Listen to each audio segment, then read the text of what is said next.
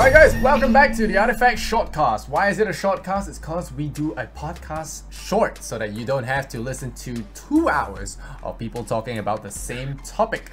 I have with me here today Leone CG Crick, a fellow Artifact enthusiast. Well, about as enthusiastic as one can be without a beta key. So today we'll be discussing this topic: is complexity good for the game? So my friend, what is your short answer? Yes or no? Yeah, I think it is. Alright, before we delve more into that, let's talk a little bit about you. Why should people listen to you, and what's your experience with card games? So my name's Leon. I have 13 years of competitive experience playing Yu-Gi-Oh! And then also I played Magic the Gathering, Hearthstone, Gwent, other games thrown in there as well. I'm a big enthusiast for Dota as well, so when I heard the Artifact was going to come out, I went almost crazy. Can't wait for it to come out. I'm really excited to compete in the scene and really just shoot to the top. Alright, we're listening to the future Miracle RTZ Dandy of Artifact, so this is history being made right here. Hello InterTubers, it's time for another recipe. Alright, so back on topic, why do you think complexity is good for the game? Okay, so when you talk about how complex a game is, or a card game, what you tend to be thinking about is the skill ceiling of the game. Is it, if it's too complex, new players and such, they tend to be scared away, and only really people who can spend the time to master it tend to be good at the game. So we tend to divide complexity up into 2 types: organic and inorganic complexity. When we have organic complexity, those are like your fundamentals of the game. That's everything that's there at the start that everybody learns and plays with, and how good your organic complexity is decides how well new players and returning players get along with the game and how easy it is to understand. And then inorganic complexity is the changes that raise the competitive skill ceiling. They're there for the players who want to take the game to the next level and need new ways of playing better than somebody who just plays casually and just uses the organic complexities of the game. So if I'm getting this right, organic complexity in the in the example of Dota would be the basic things like last hitting, mana management, gold management, and inorganic complexity is something that only specific heroes have, things to increase the variety in the game. So something like Invoker, something like Pudge, Invoker breaks the 4 spells per hero rule. He's got 10, but he has to invoke different spells whenever he needs. Pudge has this hook that not any other hero has. So it's a different play style that people have to adapt to as they play the game, and it adds on to the basic difficulty.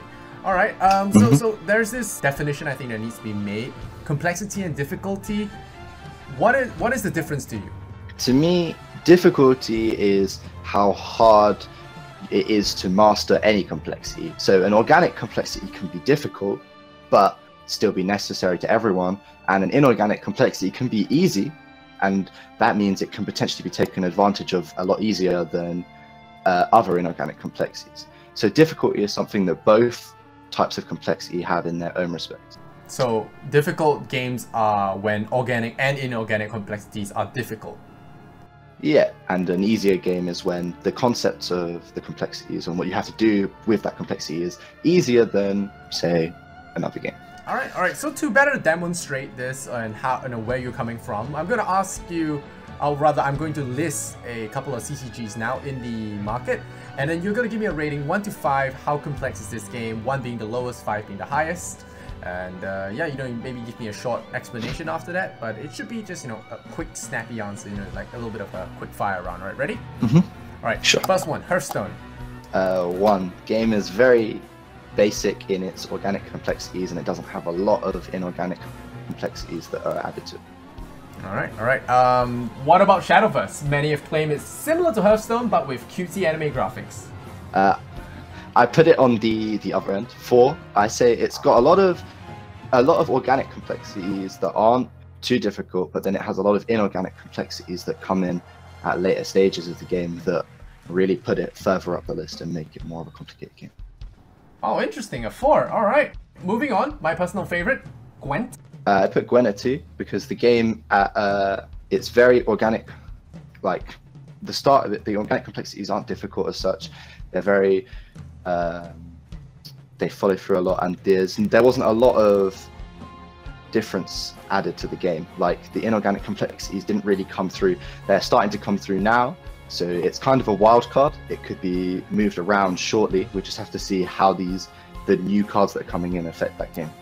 Yeah, and I think I gotta step in here on behalf of all the other Gwent fans that will probably, you know, go at you for saying, how dare you rank it so close to Hearthstone and all that stuff. But no, I think the key point to take away is Gwent is actually fundamentally a very easy game. Have more points than your opponent and you win. How you get those points is another matter altogether, but the whole basic of the game is very simple. 3 rounds, first to 2 rounds wins. You know, it's a very simple game at its core. It's just that the other, you know, like you mentioned, the inorganic complexities, the counting of cards, knowing what cards are left in your deck, you know, knowing when to play certain cards, knowing when to bait your opponent into passing, stuff like that is the inorganic part, which adds a skill ceiling to the game, but in its fundamental, it's an easy game, right? I just had added in there because, I mean, as a Gwent fan myself, I agree with you, but I think a lot of other Gwent people get a little bit nifty. But alright, let's move on. Magic the Gathering, the granddaddy of card games. What's your score here? So I put it 3. I think it's a great example of how you have real good organic complexities that range from easy to difficult to master, but mastering them all sets you forward into an almost competitive, like instantly to the competitive scene, because the inorganic complexities that come through add to the game, but they don't take away from what it was originally. So mastering those makes you definitely a better player, but it still doesn't pull you away from what Magic was originally. So it's very consistent throughout its casual players, its intermediates, and its professionals. I think that's fair. Magic is not the easiest game to learn, but not impossible. To be the greatest Planeswalker, however, though, that's tough. Finally, we have your favorite, Yugioh. I'm expecting some biased answers, but hey, fair journalism dictates I ask you anyway. Yeah, I put it as a hard 5. The game 5, wow. Yeah, the game has, at like its basics, its organic complexities are already difficult in its own sense, but then it throws in inorganic complexities like it's going out of fashion. It just, there's new things, so it makes it all so hard for a starting player or a returning player who thought they might have had some idea of the game originally. It's just a completely different game almost. Like every year or so, the game just evolves more and more and more. It makes it very, very complicated, and so that's why the game has such a high like skill ceiling. Yeah, I always felt that Yu-Gi-Oh! Is just who finds out the best way to create this new OTK deck. And yeah, it could get a little bit weird, but mostly I think a lot of people, I think especially the viewers back home as well, are going to remember Yu-Gi-Oh! For its Exodia, its Kaiba domination, the Blue Eyes White Dragon, the old trap cards, Dark Magician, yeah. That's the memes where it's at, right? Yu-Gi-Oh!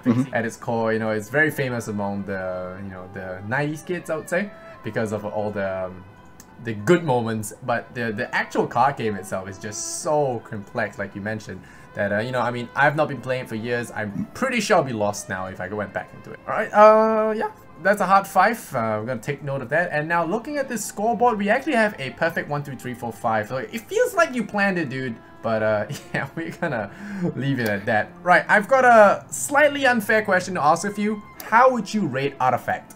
Based on what we know. I mean, it could completely change once the game is out, but where would you place this on this scale? I think I place it between Magic the Gathering and Shadowverse at the moment, so 3.5. Okay. I feel like we've been shown enough to know that the game has a specific style that's not going to change too much. It follows very suit to Richard Garfield's Magic the Gathering, so it follows, you know, along the lines of that, and then we head to things where we see some RNG, some sort of more inorganic complexities coming into the game, and I feel like we just have to wait and see how those are going to push the game to its next level to really decide where it goes on the list. All right. So what does Artifact need? You know, we talked about this whole complexity thing, but what does it actually need to be esports viable? How does Artifact become esports viable? What does it need? So I think to be esports viable, you need to have a big range of organic complexities, things that everybody at face value can just see, understand, but not necessarily master. So they can see it happening, they see how it's happening, and they know that's the bits that really get their attention. That's the core of their game. They know it, and everybody will always be taking advantage of these things, but then only, or say not only, but more so, the professionals will take control and advantage of the inorganic complexities. And when the inorganic complexities are taken advantage of, that's what draws players to play the game. They see the flashy players, they want that, but they first have to learn how to do the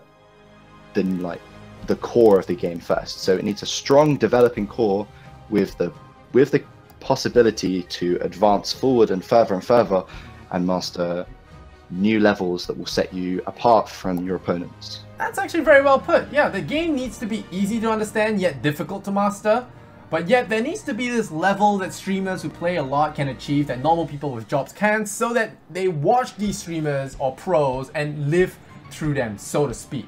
I also like your point on viewers seeing something flashy and wanting to try it. You know, now I'm imagining pulling off some insane Lunar Eclipse board wipe and wanting to craft the exact same deck. I can imagine. They will find my blade sharp and cruel. Okay, let's move to my final point on this topic of complexity, net decking. Every online card game has this problem. Content creators, you know, they play the game many hours a day and they craft some of the most polished decks out there, and you know, people sometimes don't want to have to bother with deck building, so they just copy this, and before you know this, all these bad boys are on the ladder and you're facing the same deck every single day. What's your take on this? I think it's fine. See, to me personally, I don't see net decking as much of a problem as maybe people are suggesting, because what I see it as is, if somebody's presenting you openly with what they believe is the best, and you know that 80% of everybody playing the game is just going to copy that deck, then you already know what 80% of your opponents are going to be using. So you have the opportunity to prepare yourself to face 80% of the decks. So if you build your deck just purely to beat 80% of everybody else who's playing the other deck, then you're going to effectively have an 80% win rate. So it gives you the opportunity to assess the meta better by knowing what trends are surfacing and build your deck accordingly. Yeah, that's fair, and that's usually what I decide to do as well, because I enjoy deck building. But for those that don't really have the time to do deck building, or those that favor a more diverse playing field, they don't want to face the same, I don't know, Raynet deck every single round, right? You know, it's gonna be annoying. I mean, back then in Hearthstone, where Aggro Shaman was the bomb, everyone ran Aggro Shaman. It's not the fact that I can't beat the Aggro Shaman, it's the fact that I'm facing Aggro Shaman every game that pisses people off. So I'm just asking, what other ways you think could be used to alleviate this problem? How would you go about dealing with net decking from a developer's point of view? Do you think you have an answer there? I don't know, I see, because I feel like the only way to potentially stop people from doing net decking is to place limits on set individual groups of players, to say, for example, you guys can't use this, you guys can't use that. And when you do that, you're taking away from the freedom that makes the card game so strong, where you have the choice to use everything that you have rather than being limited. So, and I think if they put too many limits on to effectively, if you're worrying about net decking so strongly that you feel like you have to place these limits, that you might be pulling away from what the game really is deep down. Alrighty, and that wraps up the shortcast. Big shout out to Leon for joining me on this episode. TLDR, complexity is good for the game, but it needs to be easy for newcomers, but yet offer a tall ceiling for people that invest time in it, so that their efforts can be properly enjoyed by not just themselves, but others as well. So what do you guys think about the rating Leon gave? Post in the comments below which card game is the most complex to you in your opinion. Also, tell me what topics you want to hear about and who from down below or at my social media. Till next time, much love and Kappa.